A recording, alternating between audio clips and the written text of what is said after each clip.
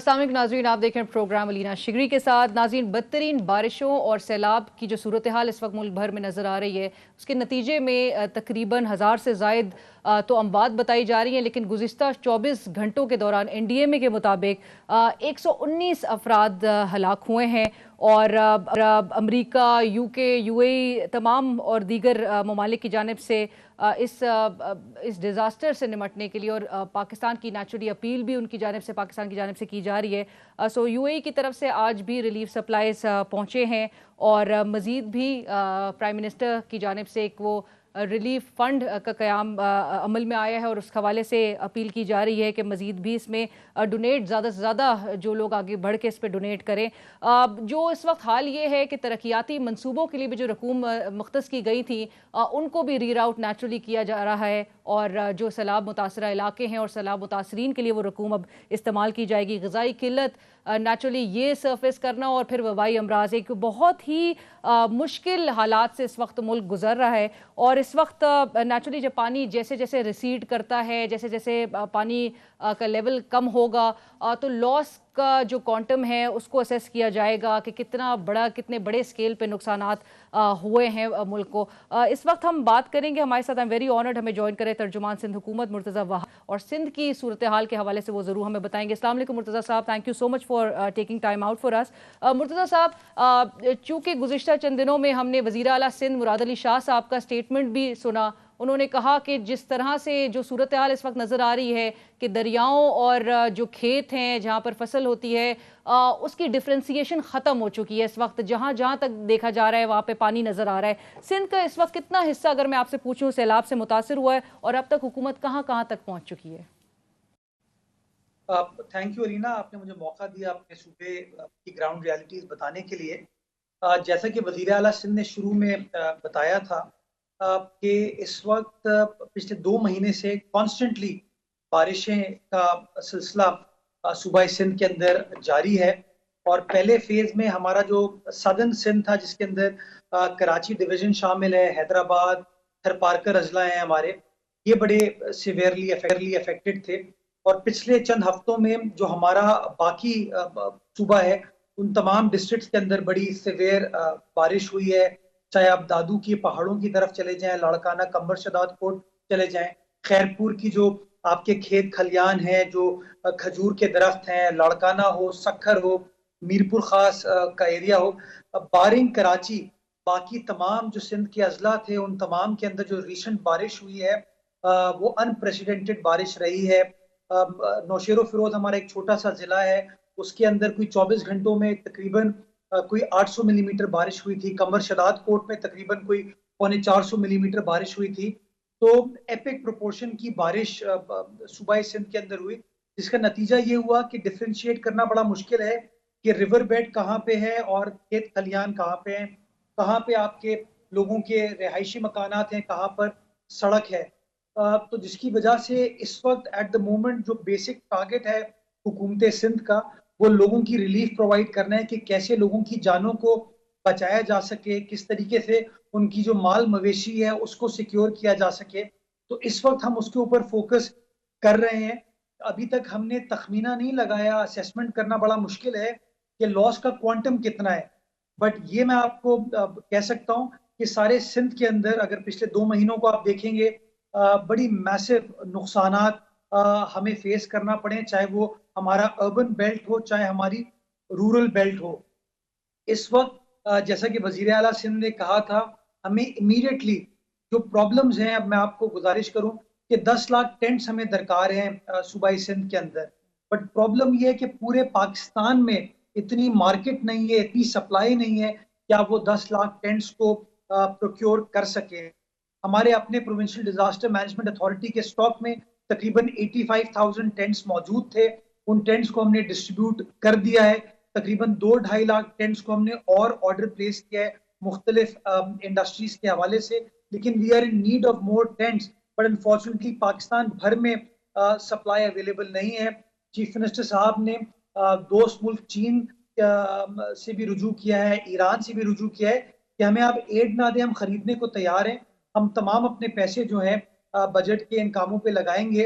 तो हम कोशिश कर रहे हैं कि फौरी तौर पर जितनी टेंट्स की फैसिलिटी हम प्रोवाइड कर सके उतना ज्यादा हम लोगों को रिलीफ प्रोवाइड कर पाएंगे। दूसरा है खाना, जो राशन वगैरह है। अगेन, एक तो इमीडिएट रिक्वायरमेंट है अलीना के लोगों का, चूंकि घर बार अब नहीं है उनके पास, तो उनके पास राशन मौजूद नहीं है। तो पहले फेज में हमने अपने डिस्ट्रिक्ट के जरिए, जो डिस्ट्रिक्ट मशीनरी है, हमारे डीसी साहिबान है, असिस्टेंट कमिश्नर हैं, उन्होंने राशन लोकली डिस्ट्रीब्यूट करना शुरू किया। और उसके बाद हमने मेक श्योर करने के लिए कि बैकग्राउंड में आपके पास सप्लाई मौजूद रहे, तो हमने फेडरल गवर्नमेंट के साथ इंगेज किया कि यूटिलिटी स्टोर्स जो हैं उनके पास सप्लाई परमानेंटली अवेलेबल हो। तो हमने तकरीबन कोई 3.5 लाख राशन बैग्स को ऑर्डर प्लेस किया हुआ है फेडरल गवर्नमेंट के यूटिलिटी स्टोर्स डिपार्टमेंट के साथ, और आज से उसकी भी सप्लाई स्टार्ट हो गई है। तो डेली इंशाल्लाह मुख्तलिफ मुख्तलिफ अजला के अंदर वो जो राशन बैग्स हमारे पास आएंगे उनको हम सप्लाई करते रहेंगे, ताकि एडिक्वेट सप्लाई लोगों के पास राशन का मौजूद रहे। इसी तरह मॉस्किटो नेट। मैं यहाँ पे जरूर ये पूछना चाहूंगी कि हुकूमत के पास, सिंध हुकूमत के पास इतने वसाइल क्या हैं? आप जिस तरह से कह रहे हैं कि 10 लाख हम टेंट्स अगर अवेलेबिलिटी होती तो प्रोक्योर भी किए जा सकते हैं, तो क्या इतने वसाइल हैं कि तमाम लोगों को इमदाद दी जा सके? देखिए अलीना, ये जो पैसा है, जो बजट है, वो अवाम का है, इन लोगों का है। जब भी हुकूमत अपना बजट बनाती है तो उसके अंदर रिलीफ या डिजास्टर्स के लिए, अनफोर्सीन इवेंट्स के लिए कुछ पैसे मुख्तस किए जाते हैं। बट जिस मैग्नीट्यूड का ये डिजास्टर है, नेचुरली वो पैसे नाकाफी हैं। तो अभी जो टारगेट हमारा है कि उनको रिलीफ जो प्रोवाइड करनी है, उसके लिए जो बजटेड पैसे हैं उनको इस्तेमाल किया जा रहा है। और प्रोविंशियल गवर्नमेंट बड़ी क्लियर है कि अगर हमें अपने डेवलपमेंट के बजट के ऊपर कटौती करना पड़ी, डेवलपमेंट के पैसों को रोकना पड़ा, तो पैसों को रोका जाएगा और इस डिजास्टर मैनेजमेंट के ऊपर खर्च किया जाएगा। बिकॉज लोग होंगे तो आप उनको तरक्की दे पाएंगे। पहला टारगेट तो यही है कि लोगों को रिलीफ प्रोवाइड करें, रिलीफ के बाद हम रिहेबिलिटेशन की तरफ भी जाएं। मैं वफाकी हुकूमत का भी इस हवाले से शुक्रगुजार हूँ कि प्रोविंशियल गवर्नमेंट ने उनके साथ इंगेज किया और बेनजीर इनकम सपोर्ट प्रोग्राम के तहत तकरीबन कोई 11 लाख खानदानों के लिए 25-25 हजार रुपए मुख्तस किए गए। तकरीबन कोई 28 अरब रुपए वफाकी हुकूमत ने भी मुख्तस किए हैं, जो कि बेनजीर इनकम सपोर्ट प्रोग्राम के तहत पाकिस्तान भर में, जिसमें सूबा सिंध भी है, बलूचिस्तान, केपी, पंजाब, गिलगित बल्तिस्तान, आज़ाद कश्मीर, हर एरियाज के अंदर उस पैसे की आउटरीच है ताकि वो भी लोगों को मिल सके। और मैं आपको बताना चाहूंगा कि कल रात 9 बजे तक 5.1 अरब रुपए लोगों को डिस्ट्रीब्यूट हुए हैं 25-25 हजार रुपए के हिसाब से। तकरीबन कोई 2,11,000 खानदान है जिनको ये पैसे मिले, जो मैं समझता हूँ एक बहुत बड़ी रिलीफ है जिन लोगों में ये रकम डिस्ट्रीब्यूट की गई है। सॉरी, ये कितने अजला को कवर कर रहा था? ये आपने कहा ना 25,000 पर दिए गए हैं, कितने अजला तकरीबन इसमें कवर हुए हैं? इसमें अलीना, मैंने आपको बताया कि सिर्फ सिंध के नहीं है, ये पाकिस्तान भर के चारों सूबे इसके अंदर शामिल है। और अगर आप सूबा सिंध की स्पेसिफिक बात करेंगे तो सूबा सिंध के जितने भी अफेक्टेड अजला हैं उन तमाम अजला के अंदर ये पैसे दिए जा रहे हैं। सो 5.1 बिलियन आपने कहा कि ऑलरेडी डिस्ट्रीब्यूट हो चुके हैं। सॉरी, 5.1 बिलियन, 5.1 अरब रुपए। बिलियन, 28 अरब में से 5.1 बिलियन इस वक्त डिस्ट्रीब्यूट हो चुके हैं।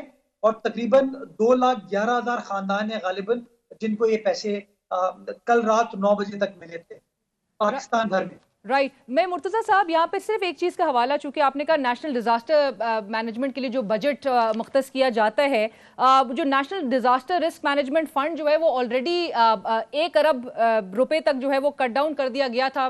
पिछले साल में 2.3 अरब रुपए होता था। और डिस्पाइट के वर्ल्ड बैंक की जानिब से भी 2021 के हवाले से ये सैलाब और बारिशों को लेके बड़ी वार्निंग्स दी जा रही थी, येट हमने ये बजट कम होते हुए देखा। और एक एनुअली भी जो हम एवरेज लॉसेस देखते थे, that was also to the tune of 1 billion. तो ये बजट हमारा कट कर दिया जाता है। और क्या इतना बड़ा सानहा, या नेचुरली पाकिस्तान आप जानते हैं हर साल सैलाब की सिचुएशन होती है, और इस बार तो ये बहुत बड़े स्केल पे हमें हिट किया है, क्या ये फोर्सी नहीं किया जा रहा था इस हवाले से? अलीना, 1 अरब रुपए तो बिल्कुल ही नाकाफी है। मैं समझता हूँ कि अभी तो आपको एक नहीं कई अरब रुपए चाहिए होंगे लोगों की रिलीफ, और उसके बाद जो रिहैबिलिटेशन करनी होगी। जिस तरह आपका कम्युनिकेशन नेटवर्क इस वक्त जेपरडाइज हुआ है, तो आपको कई अरब रुपए अखराजात करने होंगे। मैं समझता हूँ जो जिम्मेदार अक़वाम होती हैं वो ना सिर्फ वो रिलीफ और रिहैबिलिटेशन के ऊपर फोकस करते हैं, बट हमें ये भी देखने की जरूरत है कि क्लाइमेट चेंज अब एक रियलिटी है और हमें अब इस रियलिटी को निपटने के लिए किस तरह प्लानिंग करने की जरूरत है। हमारा वेदर पैटर्न चेंज हो रहा है, हमें अपने क्रॉप्स को किस तरह इम्प्रोवाइज करने की जरूरत होगी, हमें पानी को किस तरीके से इस्तेमाल करना होगा। हमारे यहाँ जो वाटर वेज के ऊपर कंस्ट्रक्शन कर दी गई है पिछले सालों में मुल्क भर के अंदर, मैं समझता हूँ उस मामले को देखने की जरूरत है। तो मैं समझता हूँ हुकूमत को, इंतजामिया को अपनी स्ट्रेटजी को दो हिस्सों में डिवाइड करना होगा। एक इमीडिएट काम है कि हाँ ये चीजें करने की जरूरत है अपने लोगों को सिक्योर करने के लिए, लेकिन नंबर टू जो लॉन्ग टर्म आपको चेंजेस करने की जरूरत है, मामला को एड्रेस करने की जरूरत है, उसके ऊपर आपकी असल कॉस्ट लगेगी। और मैं समझता हूँ उसके लिए सबसे इंपॉर्टेंट चीज अलीना ये कि आपको जहन साजी करने की जरूरत है। आपको लोगों को ये बात एक्सप्लेन करने की जरूरत है कि अगर आप अपनी इमारत को किसी पानी के वाटर बेड पे, रिवर बेड पे बनाएंगे तो शायद कोई टेम्पररी रिलीफ आपको मिल जाए, बड़ी खूबसूरत लोकेशन उसकी हो सकती है, but in the long run वो आपके लिए एक बहुत बड़ा हैजर्ड है और जो लोग आपके साथ वहां पर बसेंगे उनके लिए भी बहुत बड़ा हैजर्ड है। मैं समझता हूँ इट इज टाइम हम रियलाइज करें कि हम वाटरवेज के साथ जो इंटरफेयर करते हैं वो ज्यादती करते हैं, हम जो मदर नेचर के साथ इंटरफेयर करने की कोशिश करते हैं वो ज्यादती करते हैं। हमें बहैसियत कौम इस मामले को अब समझने की जरूरत है और जब तक हम इस मामले को समझेंगे नहीं, मैं समझता हूँ हम सही मानों में इसको एड्रेस नहीं कर पाएंगे। चूंकि फलाई अदारे भी बहुत सारे ऐसे हैं जो कि रिलीफ और रेस्क्यू ऑपरेशन में काम कर रहे हैं, तो क्या उनके साथ मिलके, क्योंकि नेचुरली गवर्नमेंट की भी एक सर्टेन कैपेसिटी देखी जा रही है, क्या उनके साथ मिलके कोई कोऑर्डिनेटेड एफर्ट के तौर पे कुछ हमें मैकेनिज्म कोई बनाया गया है सिंध हुकूमत की जानिब से? अलीना, हमारे यहाँ एक बड़ा robust public private partnership mechanism है। हमें अंदाजा है कि गवर्नमेंट की अपनी लिमिटेशंस होती हैं एंड ओवर द इयर्स हुकूमत ने अपने प्राइवेट सेक्टर के इदारों के साथ कोलैबोरेट करके काम किया है और अभी भी एज वी स्पीक सिंध के हर इजला में आपको लोग नजर आएंगे, एनजीओ काम करते हुए नजर आएंगी जो कि आपकी सरकारी मशीनरी को सपोर्ट भी कर रहे हैं, उनको असिस्ट भी कर रहे हैं। और इसके साथ साथ जो मुखैर हजरात पाकिस्तान में बसते हैं, हमारे शहरों में बसते हैं, they are also being very generous.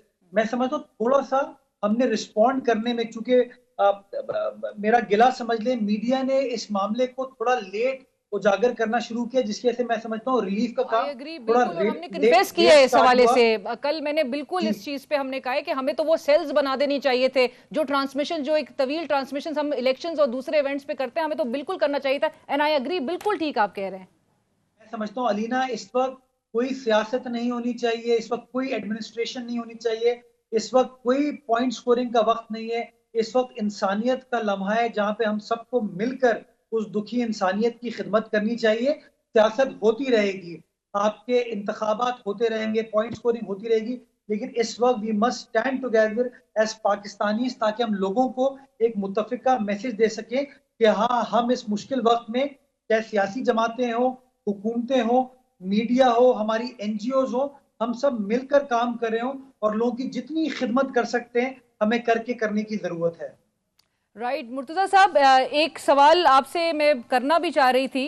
इस हवाले से बड़े कंसर्न्स रेज हुए हैं, और वो ये कि जब सखर में वजीर आजम शहबाज शरीफ साहब और वजीर खारजा बिलावल भुट्टो साहब जब वो दौरा करते तो उस दौरान कुछ लोगों ने एहतजाज भी करने की कोशिश की, और नेचुरली एक गम गुस्सा लोगों में है, चाहे वो रिलीफ एफर्ट्स के हवाले से हो या उनको रेस्क्यू करने से मुतालिक उनको इमदाद नहीं अगर पहुंच रही है, उस पर उनके खिलाफ मुकदमात दर्ज कर दिए गए हैं, एफआईआर लॉन्च की गई है, रजिस्टर की गई है, 100 से ज़ायद तकरीबन अफराद हैं। आप नहीं समझते ऐसे मौके पर ये एक बहुत जुल्म है? जब मैं अलीना थोड़ा सा शायद हमें सच्चाई से काम लेने की जरूरत है। देखिए, ये मुश्किल वक्त है, इस वक्त पे लोगों के जो टेम्परेचर्स होते हैं वो बड़े हाई होते हैं, लोग डिसअपॉइंटेड एट टाइम्स फील करते हैं, जिनसे उनकी छत छिन गई है वो गुस्से में होते हैं। बट कभी कभार लोग इन चीज़ों को मैनिपुलेट करने की भी कोशिश करते हैं, जहाँ पे पॉइंट स्कोरिंग के लिए तमाम चीज़ें की जाती हैं। मैं समझता हूँ कि सूबाई सिंध के अंदर बिलखुसूस, चाहे वजीर खारजा साहब हो, चाहे वजीर आजम पाकिस्तान हो, या वजीर आला सिंध हो, या हमारे बाकी मानदा वुज़रा हों, हम सब के सब ऑन ग्राउंड मौजूद हैं। आपने देखा कि बिलावल साहब का फॉरेन ट्रिप था, उन्होंने कैंसिल किया। वो सिंध में अपनी आवाम के साथ बैठे ताकि दुख की इस घड़ी में उनके साथ हों। वज़ीर आला सिंध ने सारे सिंध का दौरा किया, हर जिले में वो गाए बगाए गए ताकि वो खुद चीजों को देख सके।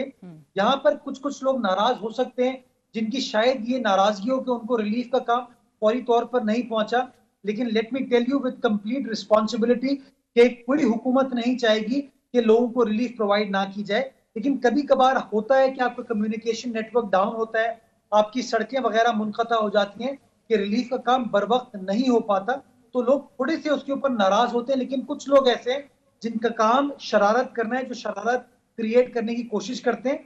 तो मैं समझता हूं अगर इस तरह की जो एफआईआर कटी है उसके ऊपर कोई कार्रवाई नहीं होनी चाहिए और हमें लेकिन बैसे पे मुकदमा आप नहीं हुकूमत समझते, उसको और टेररिज्म चार्जेस क्योंकि लगाए गए हैं और फ्लड नहीं नहीं विक्टिम्स हैं, अगेन नहीं नेचुरली नहीं मुतासरा नहीं अफराद हैं, ये मैं वापस लीना होने चाहिए।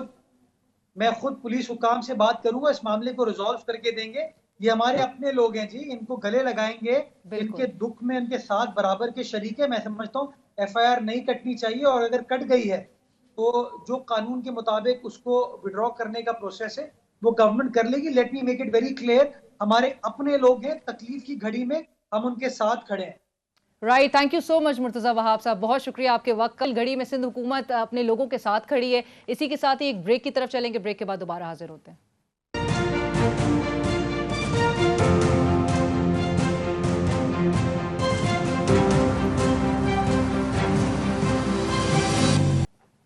नाज़रीन वेलकम बैक आफ्टर ब्रेक।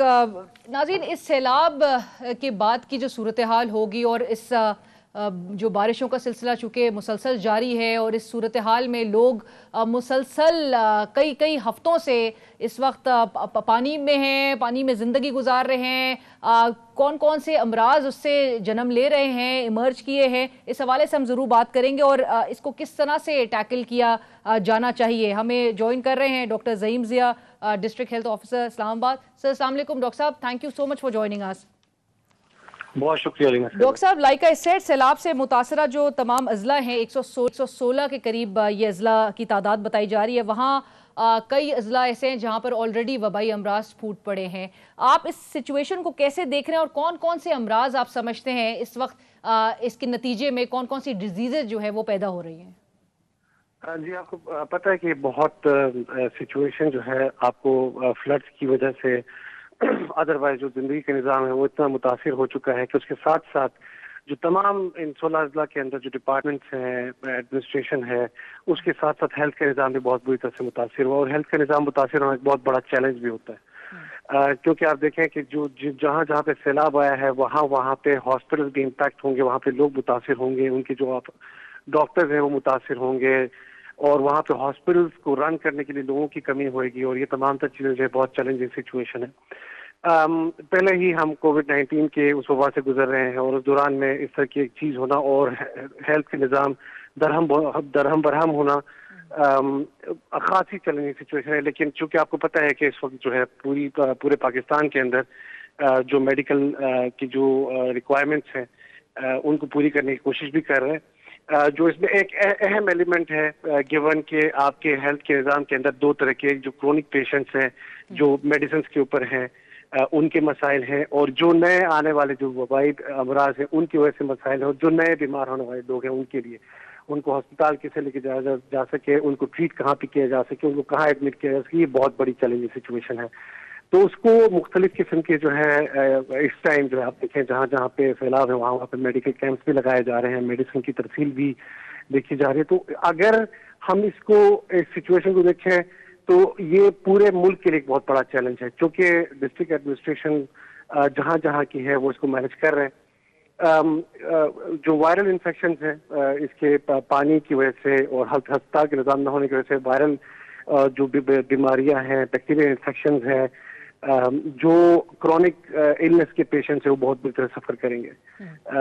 तो ये चैलेंज जो है इसको मेरे ख्याल में पूरी कौम को देखना पड़ेगा कि इस सूरत हाल को संभालने के लिए जो लोग एहतियात दे सकते हैं मेडिसिन की शक्ल में, वो डॉक्टर्स हैं वो वॉलंटियर कर सकते हैं, नर्सेज वॉलंटियर कर सकते हैं। तो मेरे ख्याल में ये टाइम है कि लोगों को इस बात की तरफ सोचना चाहिए।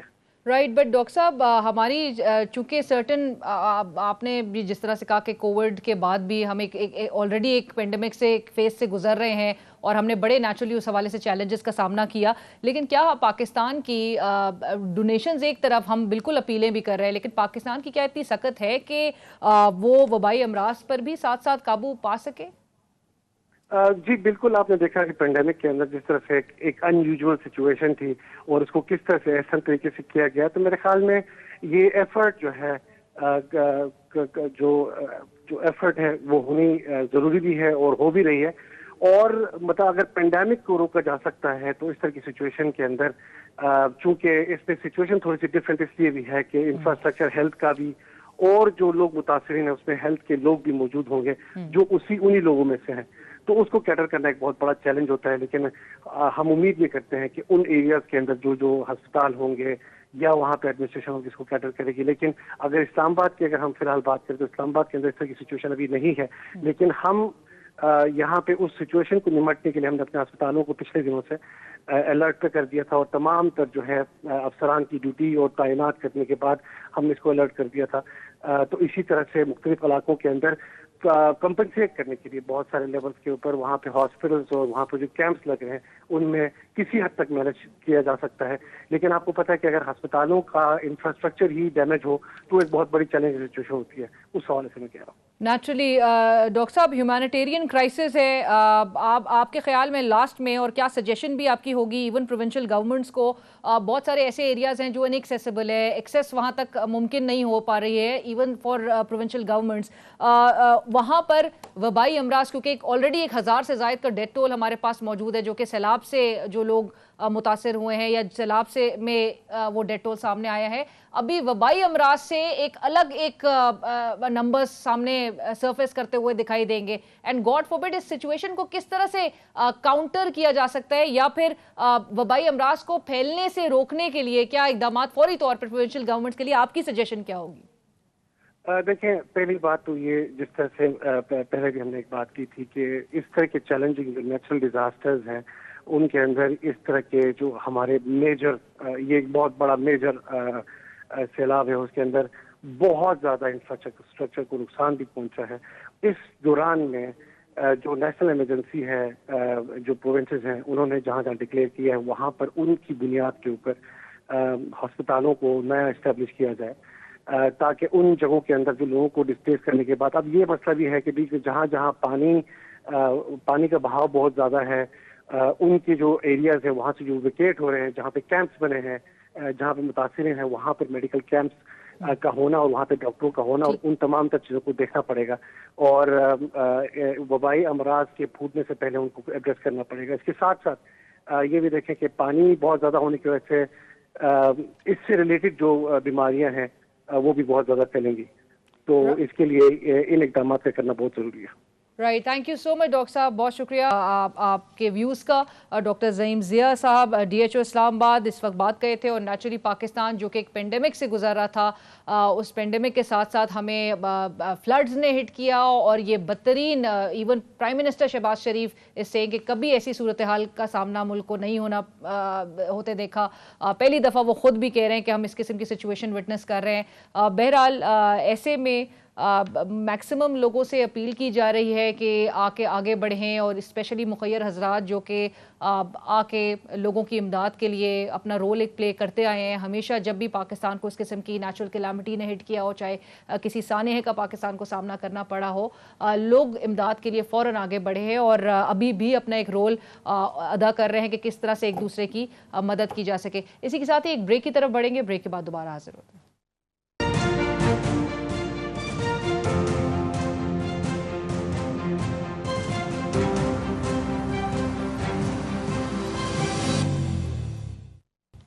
नाज़रीन, welcome back after break. Break के बाद हमें ज्वाइन कर रहे हैं खैबर पख्तूनख्वा हुकूमत के तर्जुमान बैरिस्टर मोहम्मद अली सैफ साहब। बैरिस्टर साहब अस्सलाम वालेकुम, बहुत शुक्रिया हमारे लिए वक्त निकालने के लिए। बैरिस्टर साहब, खैबर पख्तूनख्वा के हवाले से जानना चाहूँगी कि कितना हिस्सा आप इस वक्त बता सकते हैं कि मुतासिर हुआ है सैलाब से, और स्पेसिफिकली अगर आप इसकी भी निशानदेही कर दें कि कौन कौन से ऐसे एरियाज हैं जहाँ पर एक्सेस अभी तक मुमकिन नहीं हो सका है। जी शुक्रिया। देखें, पिछले 3-4 दिन से जो सैलाबी रेले आए हैं उसके नतीजे में तो तकरीबन सारा सूबा ही मुतासिर हुआ है। खास तौर पर वो इलाके जहां ये सूबे के जो मेन दरिया हैं वो बहते हैं, उसमें शुमाली खैबर पख्तूनख्वा में स्वात का जिला है और दीर का इलाका है और साथ में कोहिस्तान का इलाका, ये 3 अजला हैं डिफरेंट। ये मुतासिर हुए हैं क्योंकि पहाड़ी इलाके हैं, यहाँ पर कई नदी नाले हैं, दरिया स्वात भी यहीं बहता है। तो उनमें चूंकि बारिशें बहुत ज्यादा हो गई थी तो सैलाबी रेले आए हैं जिसकी वजह से नुकसान हुआ है। और जहां तक एक्सेस का ताल्लुक है, रसाई का ताल्लुक है, तो वो मुश्किलात इन पहाड़ी इलाकों में इसलिए दरपेश हैं कि यहाँ पर सैलाबी रेलों ने जो दरियाओं के ऊपर, नदी नालों के ऊपर पुल हैं उनमें से कई को बहा के ले गए हैं। और दूसरा यह है कि सड़कों पर लैंडस्लाइडिंग की वजह से रुकावटें आ गई हैं या सड़कें बह गई हैं सैलाबी पानी में। तो वहां पर जो मुख्तलिफ छोटे छोटे दर्रे हैं जहां तक आप रोड के जरिए ही एक्सेस कर सकते हैं, वहां पर कुछ लोग फंसे हुए थे तो उनको निकालने में और उन तक इमदादी सामान पहुंचाने में मुश्किलात रास्तों की बंदिश की वजह से आ रही थी, लेकिन उसको भी अब ओवरकम कर लिया गया है। कल से हेलीकॉप्टर्स के जरिए लोगों तक जो वहां मौजूद है उन तक खुराक, अद्वियात भी पहुंचाई जा रही हैं, रिहायशी सामान भी पहुंचाया जा रहा है और वहां पर जो सयाह घिरे हुए हैं उनको भी अब रेस्क्यू किया जा रहा है, उनको हेलीकॉप्टर्स के जरिए वहां से निकाला जा रहा है। तो वो भी अब एक्सेस का जो मसला है वो ऑलमोस्ट खत्म हो चुका है। साथ ही साथ जो जनूबी खैबर पख्तूनख्वा का इलाका है वहां पर डेरा इस्माइल खान और टांग के अजला हैं 2, ये बुरी तरह मुतासर हुए थे क्योंकि जनूबी वजीरिस्तान के पहाड़ी इलाके से सैलाबी रेले आए थे और उन्होंने यहाँ पर कुछ नुकसान किया है। तो लेकिन वहां पर भी 2 दिन तो सूरत हाल मखदूश रही।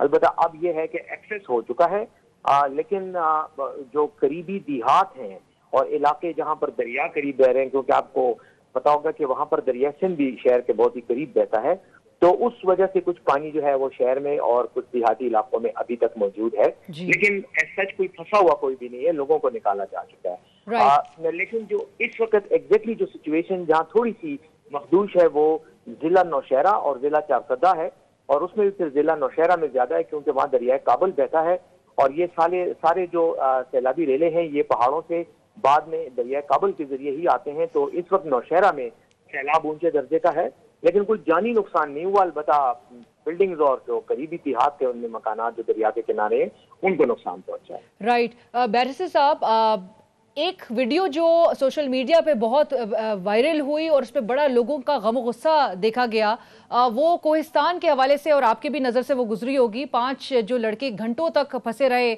और हेलीकॉप्टर नहीं पहुंच सका। आपने कहा कल से हेलीकॉप्टर इस्तेमाल में आया है और रिलीफ के सारे ऑपरेशन में इस्तेमाल किया जा रहा है, लेकिन लोकल इंतजामिया के ऊपर जो है वो उसको बड़ा तनकीद का निशाना बनाया जा रहा था। क्या वजह रही थी कि हेलीकॉप्टर पहुंच नहीं सका और उनको रेस्क्यू नहीं किया जा सका? जी बिल्कुल, ये एक अफसोसनाक वाकया था जो जिला कोहिस्तान के इलाका दुबैर वहाँ का इलाका है, वहाँ पर ये हुआ था। और वहाँ पर भी दुबैर से आगे एक जगह है जहाँ पर ये लोग फंसे हुए थे और जब सैलाबी रेले अचानक आए हैं, क्योंकि पहाड़ी इलाकों में जब सैलाब आता है तो बहुत तेजी से बहुत कम वक्त की ड्यूरेशन के अंदर जो है वो पानी आ जाता है, तो उसमें वो फंस गए थे। जो वहाँ तक एक्सेस के रास्ते हैं वहाँ जो जिली इंतजामिया ने और रेस्क्यू के जो इदारे हैं उसमें सिविल डिफेंस और रेस्क्यू 1122 ने, PDMA ने वहाँ पर पहुँचने की कोशिश की थी, अपनी टीमें भी रवाना की थी, लेकिन जैसे मैंने बताया लैंडस्लाइडिंग और सड़कों के बह जाने की वजह से एक्सेस नहीं हो पा रहा था। उनको टाइम लगा क्योंकि कई जगहों पे वो मीलों तक जो है वो पैदल गए हैं, लेकिन पहुंच गए थे। अलबत्ता बदकिस्मती से उनके पहुंचने से पहले वो लोग जो हैं वो पानी की नजर हो गए थे। उसके कुछ घंटों के बाद, इस वाक़े के कुछ घंटों के बाद वहीं पर 3 और अफराद को इसी इलाके के आसपास उनको बचा लिया गया था क्योंकि टीमें वहां पहुंच गई थी। और यही प्रॉब्लम है कि क्योंकि पहाड़ी इलाके हैं, एक्सेस का कोई रास्ता नहीं होता, अगर सड़क बंद हो जाए या पुल बह जाए तो लोगों को कई घंटे लग जाते हैं वहां तक पहुंचने में। और तो हेलीकॉप्टर भी नहीं पहुंच सकता था। देखिए, हेलीकॉप्टर तो उस वक्त इस्तेमाल होना इम्पॉसिबल था। अगर आप वो कवरेज में भी देख लें तो हेलीकॉप्टर हमारे पास केपी में तो ऐसा रेस्क्यू के कोई स्पेशलाइज्ड हेलीकॉप्टर्स नहीं है। वो हेलीकॉप्टर हैं जिनके लिए अगर ग्राउंड अवेलेबल होगा और वहां बैठकर लोगों को आटे की बोरियां या खुराक का सामान या लोगों को हेलीकॉप्टर में बिठा के निकालना, वो काम तो हो सकता था, लेकिन उनको रस्सियों के जरिए वहां से ऊपर उठाने के लिए एक तो हमारे पास वो स्पेशलाइज्ड हेलीकॉप्टर नहीं थे, दूसरी बात यह है कि उस वक्त मौसम इतना खराब था और पहाड़ी इलाका था, बादल और बारिश, कि उसमें तो हेलीकॉप्टर ऑपरेट ही नहीं कर सकता, फ्लाई ही नहीं कर सकता।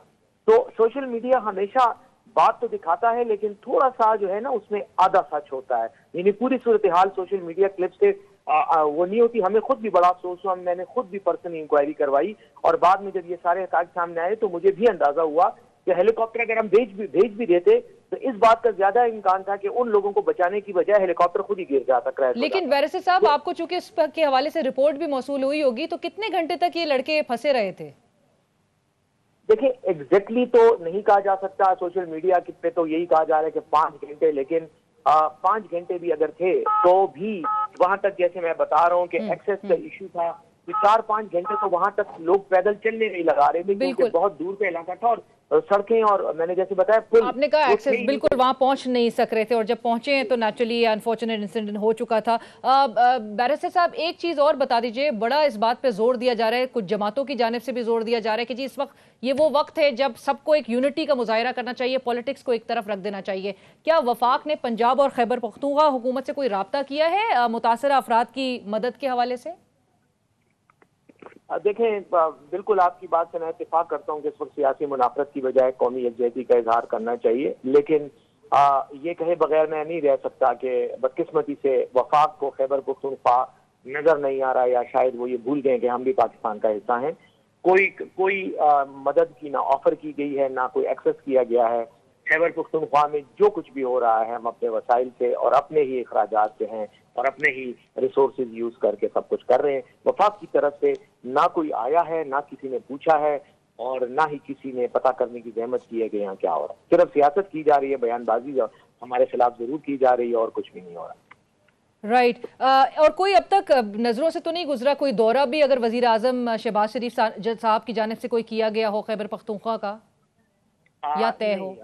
अभी तक शायद वो उनकी मसरूफियात किसी और तरफ ज्यादा हैं, तो उनको इस तरफ आने का मौका नसीब नहीं हुआ। अच्छा बैरिस्टर साहब, अभी हम सिंध हुकूमत के तर्जुमान से भी बात कर रहे थे और उन्होंने कहा कि इस वक्त सिंध को भी टेंट्स की शदीद ज़रूरत है। 10 लाख के करीब तकरीबन कहा जा रहा है कि जी टेंट्स रिक्वायर्ड हैं। खैबर पख्तूनख्वा हुकूमत को इस वक्त सबसे ज़्यादा मैक्सिमम अगर चीज़ कोई दी जाए तो वो क्या होने चाहिए?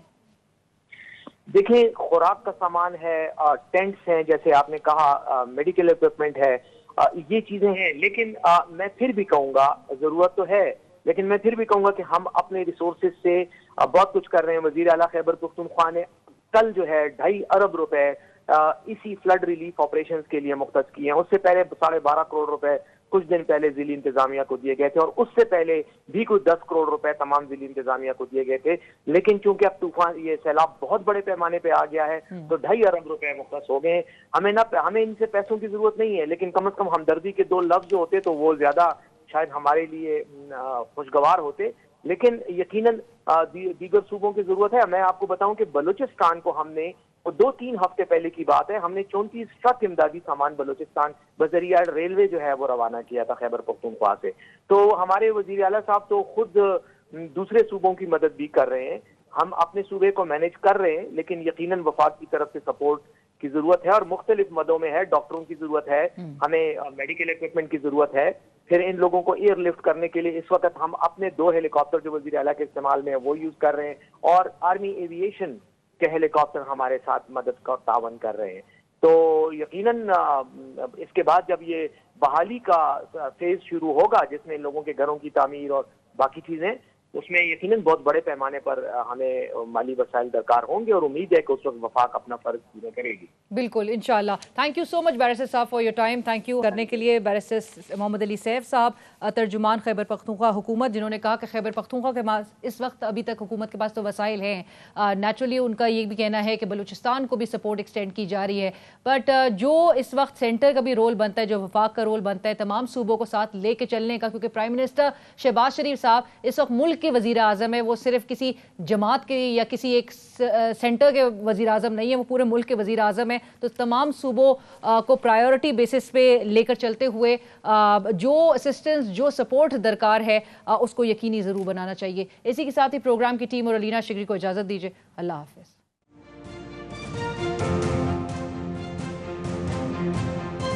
हैं।